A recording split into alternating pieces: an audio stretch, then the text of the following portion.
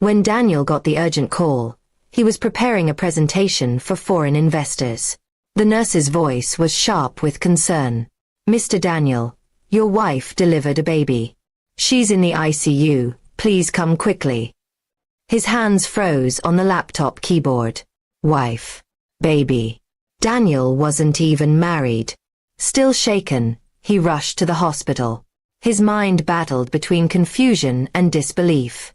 Was this identity theft? A prank? Or some dangerous mistake? He had no answers, only questions that grew louder with every passing minute. At the hospital, nurses treated him as though he were a grieving husband. They pulled him into a room where a frail woman lay weak and pale. Beside her cribbed a newborn. When the woman saw him, she whispered with a cracked smile, "Daniel, you came." Daniel's stomach turned. He had never seen her in his life. The hospital forms listed his name, company, and phone number as emergency contact. Even his signature was there, though he had never signed anything. It was a deliberate setup. The woman, Clara, reached for his hand. "Don't leave me again. Don't leave us." Her words struck him like knives. Who had poisoned her mind with such lies? Why was she convinced he was her husband? Over the next days, Daniel dug for answers. What he found was betrayal so cold it chilled him. Clara hadn't appeared out of nowhere. She was someone his late wife had once called a friend. And the mastermind was none other than his own business partner Victor, the man Daniel had trusted for 10 years. Victor had manipulated Clara, feeding her false papers, photos, and even forged documents showing her marriage to Daniel. He told her Daniel had abandoned her after discovering she was pregnant.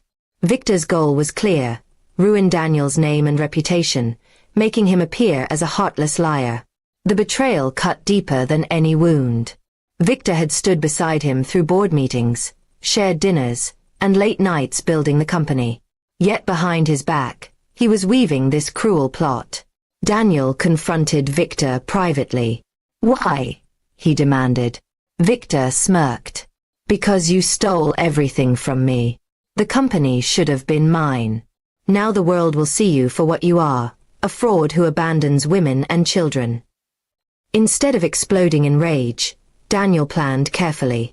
He gathered evidence, recordings of Victor's conversations with Clara, forged documents traced back to his office, and financial transactions showing he had paid Clara's bills under Daniel's name.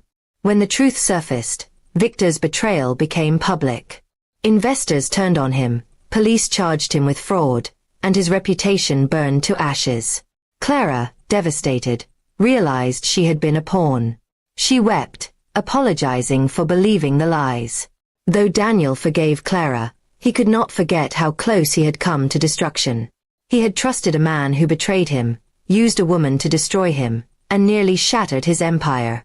On the day Victor was led away in handcuffs, Daniel stood tall but hollow. Betrayal had stolen more than money or trust. It had stolen peace. He left the hospital, not as a husband or father, but as a man who had learned the bitter truth. Sometimes the deepest wounds are carved not by strangers, but by the hands you once held in trust.